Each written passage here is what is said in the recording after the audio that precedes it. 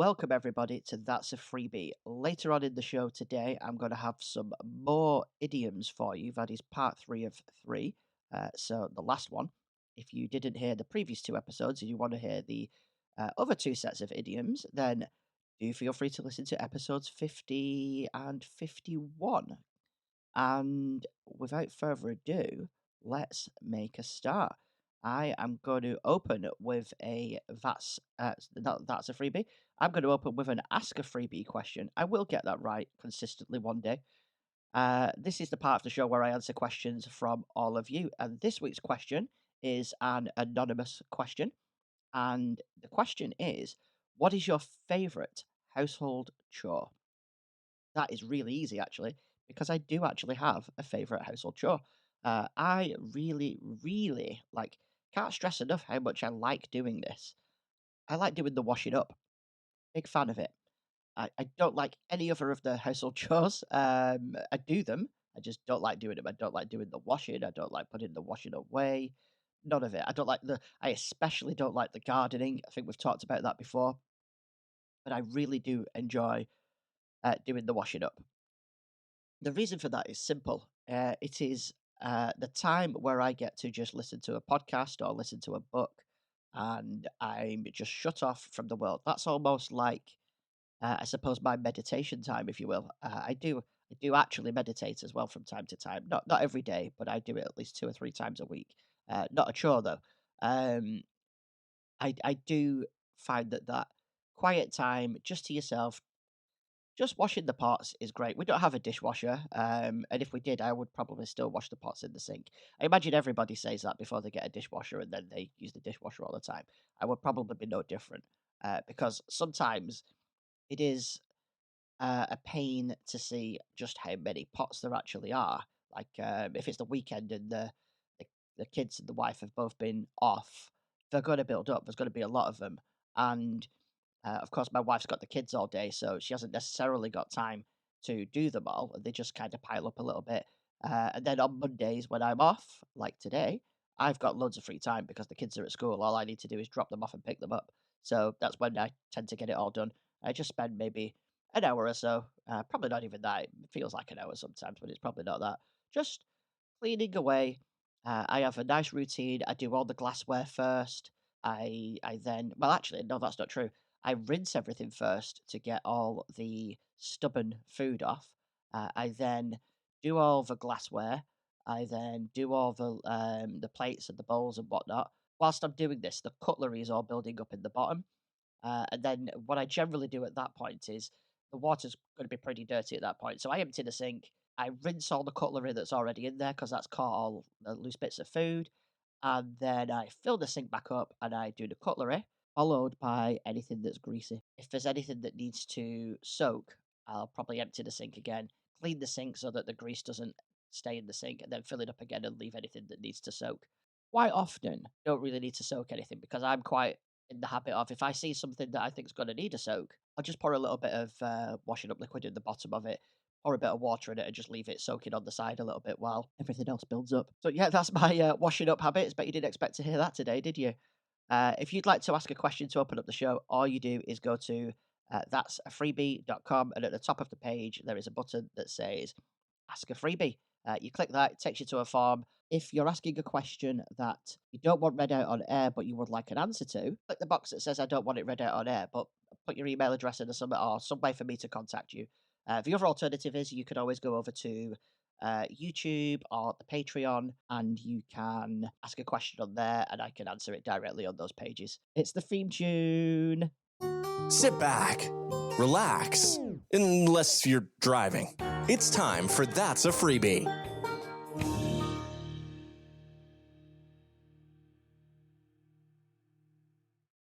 I heard on a podcast this week that if you say the lyrics to Bohemian Rhapsody to a digital assistant, it will always complete them no matter which lyrics you say. So, no matter which part of the song you say, it will complete them.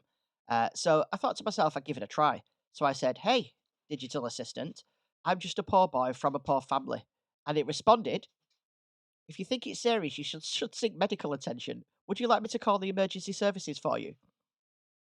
So no, that doesn't work. I did try several other lines from the song, and it just didn't do it. It never gave any answer that was quite as funny as that one, but it didn't work. So a bit disappointed in that one.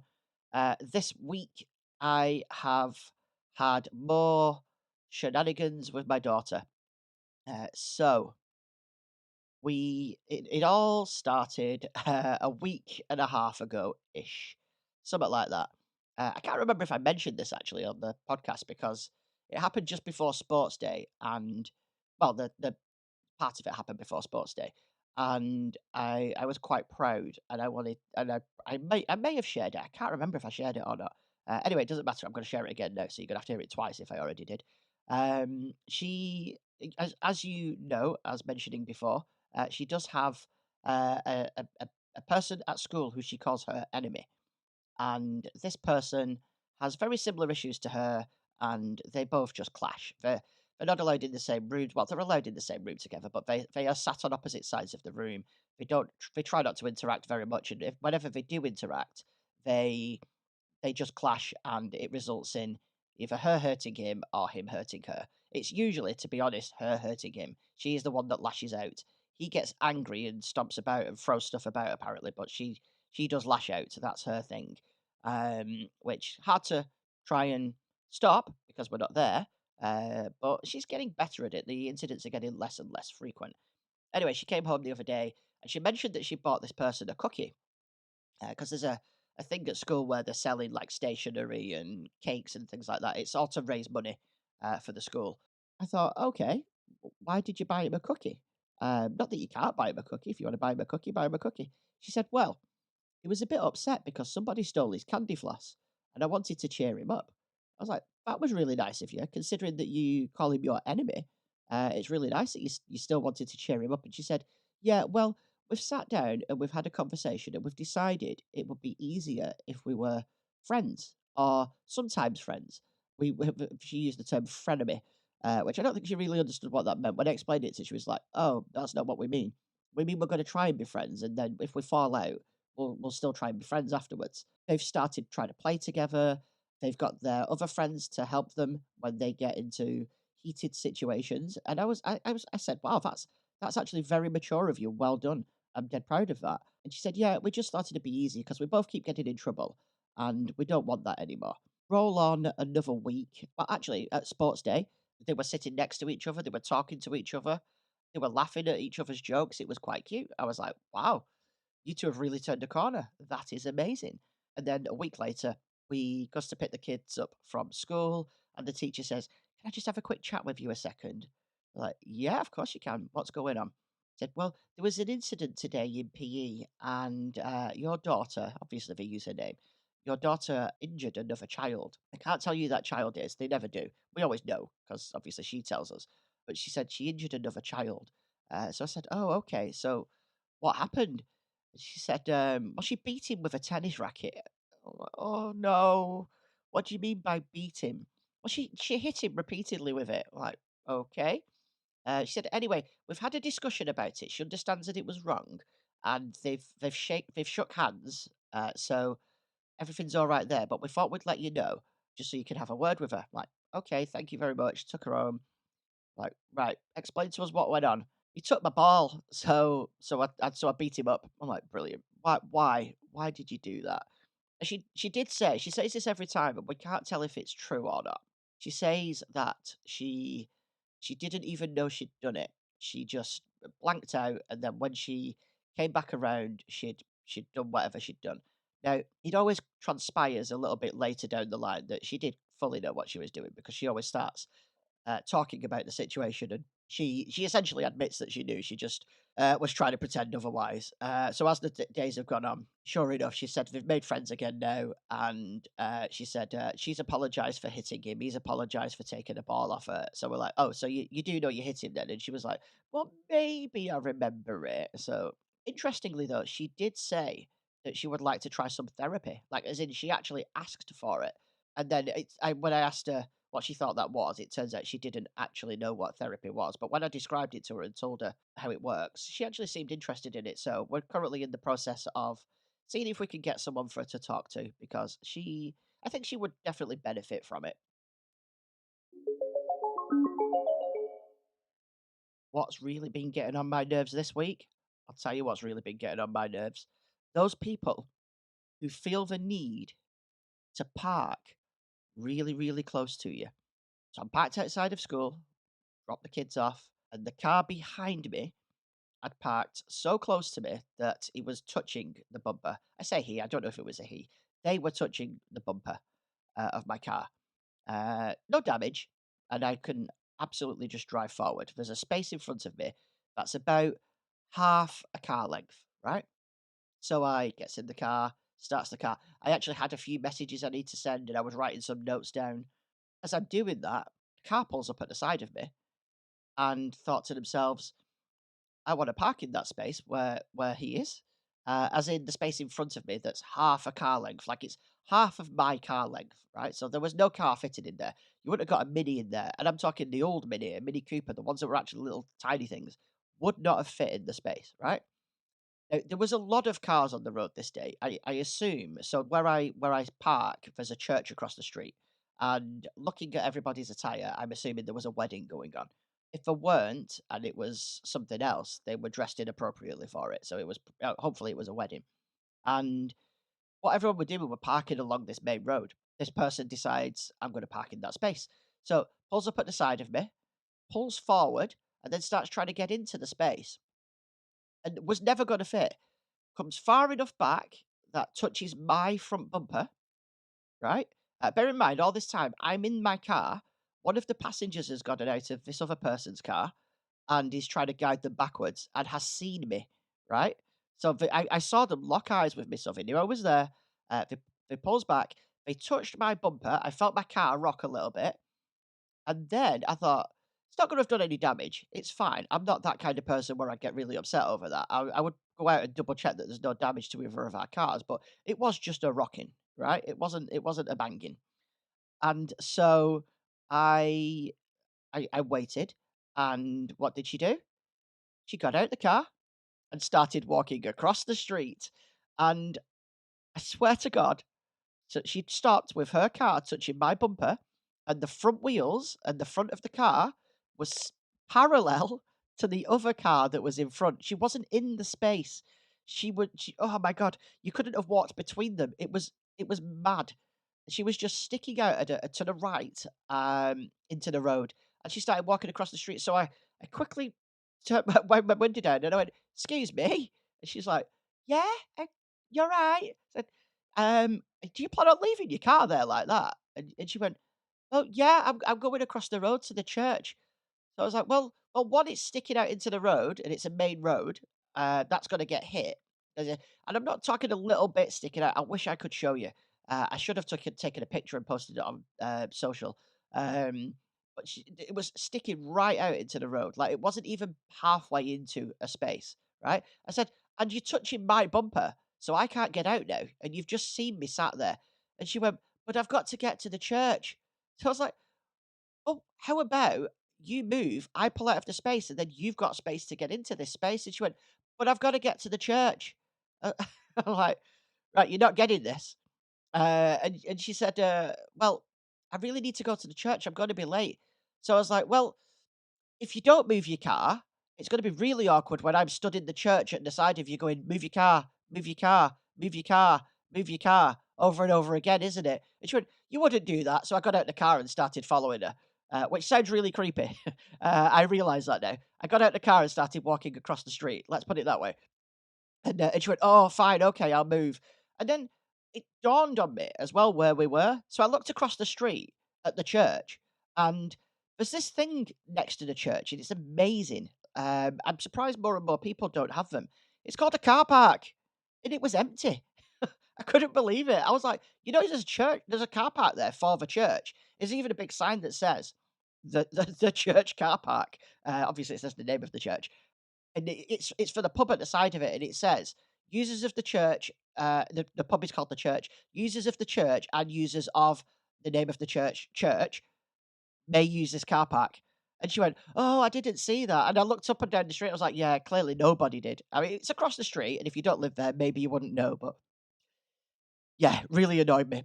And I've got a bonus one this week as well. Something else that really annoys me. I could have saved it for next week, but no, I really wanted to do this one this week because it's happened several times. That is people that do not ring your doorbell, specifically delivery drivers.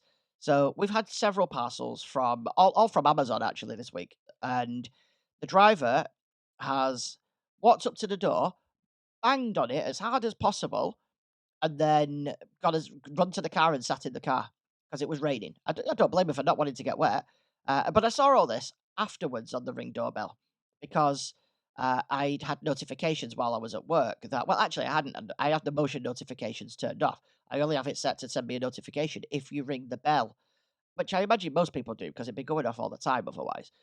And so I saw him do this 5 times throughout the course of the day. He'd pull up, he'd run out the car, thump the door as hard as he could, and then run back to his car. And eventually, he just left the parcel round the back. But if he'd have just pressed the doorbell, I would have known. I would have got a notification. I have this great thing called hearing aids, and what they do is they go, "Somebody's at your front door." It's brilliant. It reads your notifications to you. So I would have known, and I would have been able to say, "Hey, it's okay to just leave that round the back. Don't worry about it." But no, never rang the doorbell once. Here is our final installment of the idiom category that we've been going through. And I'm going to go straight into them this week. Number one is bite the dust, and it means to die or to fail. This phrase comes from the 18th century poem, the Iliad, where it is used to describe soldiers falling in battle. The best of both worlds, meaning a situation where one can enjoy the advantages of two different things simultaneously. The origin of this phrase is unclear, but it has been used since at least the 19th century to describe an ideal situation. Number three, birds of a feather flock together. It means people who are similar in some way tend to associate with each other. This idiom is derived from nature, where birds of the same species often group together. It dates back to at least the 16th century. Caught between a rock and a hard place is number four, and um, it means facing a difficult decision with no good options. This phrase comes from early of 20th century America and was originally used to describe a mining dispute where miners were forced to choose between poor working conditions or unemployment. Number five, don't count your chickens before they hatch, meaning don't assume you'll get something before it actually happens. This proverb goes back to at least the 16th century and is attributed to Aesop's fables, advising against assuming future success too early. Yes, you should absolutely never assume future success too early. Number six, every cloud has a silver lining. This means that there is something good in every bad situation. This phrase is attributed to John Milton's 1634 poem, Comus, suggesting that even dark clouds have a bright edge. Number seven, jump on the bandwagon. It means to join others in doing something that is currently popular. Basically, everything that happens on TikTok, right? This phrase comes from the 19th century America, where political campaigns used bandwagons in parades to draw attention. People would literally jump on the bandwagon to show their support. Number eight, kick the can down the road. It means to postpone dealing with a problem. This phrase comes from a children's game where players kick a can along the street, metaphorically postponing addressing the issue.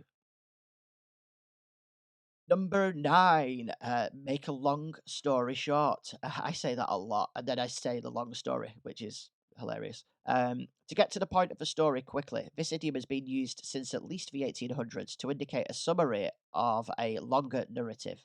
Narrative. Number 10, miss the boat. To miss an opportunity. This idiom comes from literal situations where one might miss the boarding of a boat, thus missing the journey or opportunity that it provided.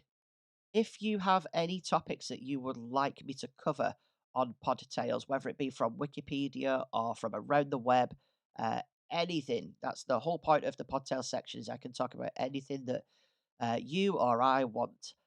Feel free to send them in using the feedback form on the website as part of Ask a Freebie.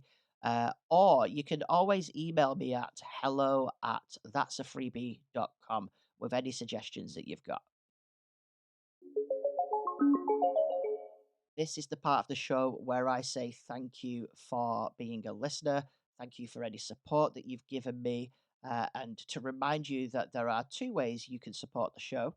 One of which is to go to the website, that's a freebie.com, and choose to subscribe to That's a Freebie Plus.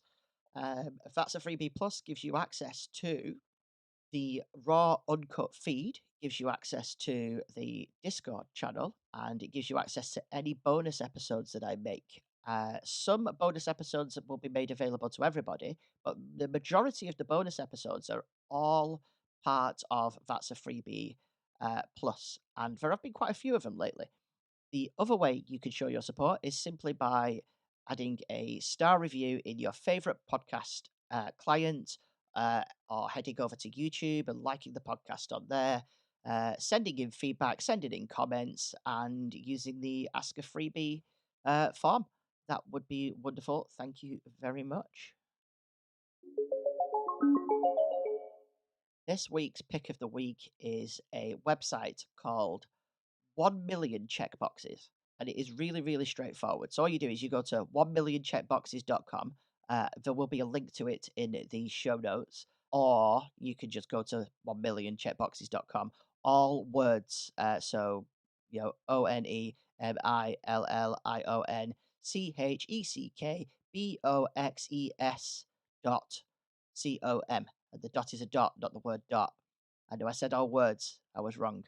It is a quite a unique website, and it's just a little bit of fun.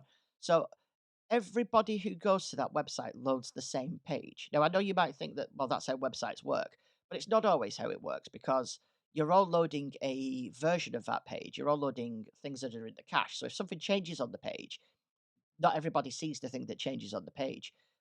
Necessarily, it can happen, but more often than not, you're seeing the cached version of the page in front of you that you originally visited. However, with 1millioncheckboxes.com, you all see the exact same page. So anything that happens on that page, you are sharing with everybody who's on that page at that time. And why is that relevant? Well, this page just has 1 million checkboxes on it. Like literally just all got checkboxes, a million of them all running through your screen. It like take over the whole screen of the web browser, and you can check them on and off. And while that sounds really, really simplistic, it's actually a lot of fun trying to make a pattern with the checkboxes and then somebody else coming along and unchecking it. And you get into little battles with people where you're trying to uncheck one line and they're rechecking that line. And I don't think there's ever been a situation where everything is checked all at once or everything is unchecked all at once. And it's surprisingly fun. It's a bit like now that I think about it, it's a bit like oh, what's it called? Bubble wrap. Where you pop the bubbles on the bubble wrap. I suppose it's like a modern day equivalent of bubble wrap, or a digital equivalent, because I suppose the modern day equivalent are those pop it things, aren't they? And I've been on this quite a lot over the last few days, and really therapeutic. Definitely worth a try. I would suggest at least giving it 5 minutes.